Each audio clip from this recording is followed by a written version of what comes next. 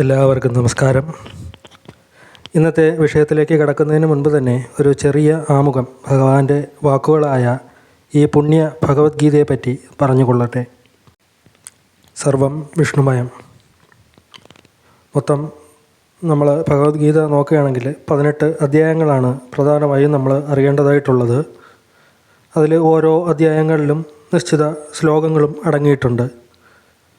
18 അധ്യായങ്ങളെന്ന് പറയുമ്പോൾ നമ്മുടെ ആദ്യമായി തുടങ്ങുന്നത് അർജുന വിഷാദ യോഗം മുതൽക്കാണ്.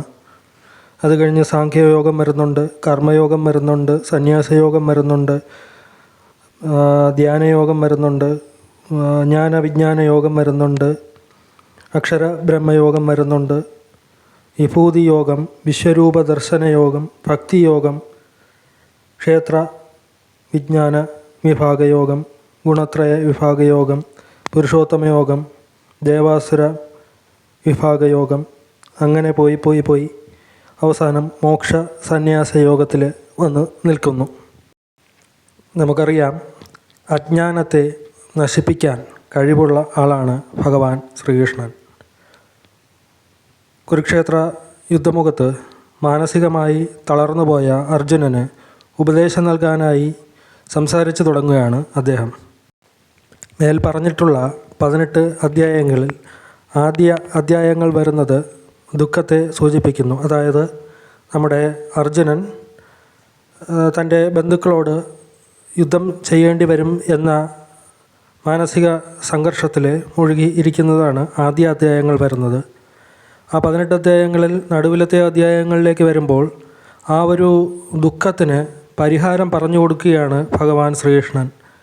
അത് തന്നെ ജ്ഞാനം ലഭിക്കുന്നതിലൂടെയും തൻ്റെ കർമ്മത്തിലൂടെയും ഭക്തിയിലൂടെയും ഈ ദുഃഖത്തിന് പരിഹാരം കാണാനാവും. ഈ കുരുക്ഷേത്ര യുദ്ധത്തിൽ അർജുനന് യുദ്ധം ചെയ്യാനുള്ള മനോധൈര്യം വഴി തെളിച്ച് കാണിച്ചു കൊടുക്കുകയാണ് ഭഗവാൻ ശ്രീകൃഷ്ണൻ. അവസാന അധ്യായം ആയ 18ാമത്തെ അധ്യായത്തിലേക്ക് കടക്കുമ്പോഴത്തേക്ക് എങ്ങനെ ഒരു മനുഷ്യന് മോക്ഷത്തിലേക്ക് എത്താൻ കഴിയും, അന്തിമ ഉപദേശമാണ് ഭഗവാൻ നൽകുന്നത്. അങ്ങനെയാണ് ഈ 18 അധ്യായങ്ങളെയും തിരിച്ചിരിക്കുന്നത്. ശരിക്കും സാഖ്യയോഗം, അതായത് 2ാമത്തെ അധ്യായം മുതലാണ് ഭഗവാന്റെ വാക്കുകൾ, അർജുനനോടുള്ള ഉപദേശങ്ങൾ തുടങ്ങുന്നത്. തത്വത്തിൽ അത് അർജുനനോടുള്ളതല്ല, മനുഷ്യ രാശിയോട് തന്നെയുള്ള ഉപദേശമാണ് ഭഗവാൻ നൽകുന്നത്. അതുകൊണ്ട് തന്നെയാണ് നാം 2ാമത്തെ അധ്യായമായ സാഖ്യയോഗം ശ്ലോകം 1 മുതൽ തുടങ്ങാം എന്ന് കരുതുന്നത്. ഭഗവത്ഗീതയെപ്പറ്റി ഒരുപാട് ആഴത്തിൽ അറിവുള്ളവരായിരിക്കാം ഒരുപക്ഷെ ഈ ഒരു വീഡിയോ കണ്ടുകൊണ്ടിരിക്കുന്നത്. എന്നിരുന്നാലും ഒന്നും അറിവില്ലാത്തവർക്കും കൂടി പ്രയോജനമാകട്ടെ എന്ന് കരുതിയാണ് ഞാൻ തുടക്കം മുതൽ ചെറിയൊരു ആമുഖം പറഞ്ഞു വച്ചത്. അധ്യായം 2 ശ്ലോകം 1 മുതൽ തുടങ്ങാം. തം തദ കൃപയാവിഷ്ടം അശ്രുപൂർണാകുലേഷണം വിഷീദന്തം ഇദം വാക്യം ഉവാച മധുസൂദന. നമുക്ക് അതിൻ്റെ ഓരോ വരികളായിട്ട് അർത്ഥം നോക്കാം. തം തദാ കൃപയാവിഷ്ടം. തം തദാ, തം എന്ന് പറഞ്ഞാൽ അവനെ എന്നാണ് അർത്ഥം. ഇവിടെ ആരെ? അർജുനനെ. തഥാ കൃപയാവിഷ്ടം, തഥാ ആ രീതിയിൽ, എങ്ങനെയുള്ള കൃപയാവിഷ്ടം, തൻ്റെ ജ്യേഷ്ഠ സഹോദരന്മാരോടൊക്കെ യുദ്ധം ചെയ്യേണ്ടതായി വന്ന സാഹചര്യത്തിൽ അവരോടൊക്കെ കരുണ തോന്നിയ ഒരു ഭാവത്തിൽ ഇരിക്കുകയാണ് അർജുനൻ. അശ്രുപൂർണാകുലേഷണം. അശ്രുപൂർണാകുലേഷണം നമുക്ക് കേൾക്കുമ്പോൾ തന്നെ അറിയാം. അശ്രു അതായത് കണ്ണുനീർ നിറഞ്ഞു കലകിയ കണ്ണുകളാൽ, വിഷീദന്തം ദുഃഖിച്ച് ഇരിക്കുന്നു. വിഷീദന്തം എന്നാൽ ദുഃഖിച്ച് ഇരിക്കുന്നു. ഒന്നുകൂടി നോക്കാം. തം തഥാ കൃപയാവിഷ്ടം അശ്രു പൂർണാകുലേഷണം. എന്താണ് അതിൻ്റെ അർത്ഥം?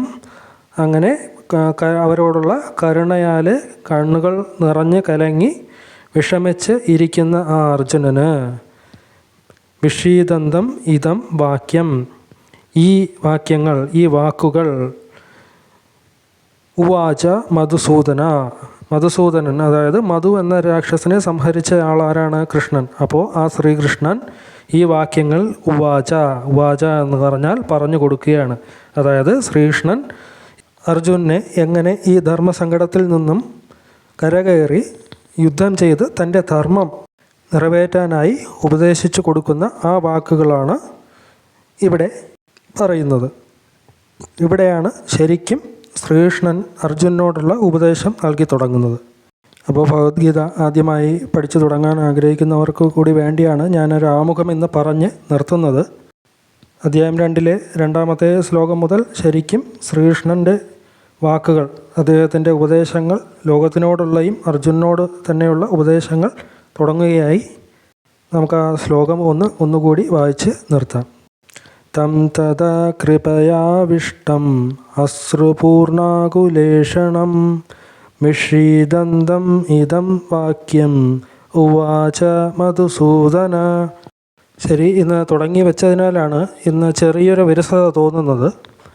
അടുത്ത വീഡിയോകൾ മുതൽ നാം അധ്യായം പറഞ്ഞ് ശ്ലോകം പറഞ്ഞ് അർത്ഥം വിശദീകരിച്ച് പോകുമ്പോൾ നിങ്ങൾക്ക് ഈ ഒരു വിരസത തോന്നുകയില്ല. തുടർന്ന് അടുത്ത ഭാഗങ്ങൾ കേൾക്കാനും പഠിക്കാനും താല്പര്യമുള്ളവർ ഈ ചാനൽ ഇപ്പോൾ തന്നെ സബ്സ്ക്രൈബ് ചെയ്യുക. ഒപ്പം ബെൽ ബട്ടൺ തിരഞ്ഞെടുത്ത് അതിലെ ആൾ എന്ന ഓപ്ഷൻ കൂടി പ്രസ് ചെയ്യുക. നന്ദി.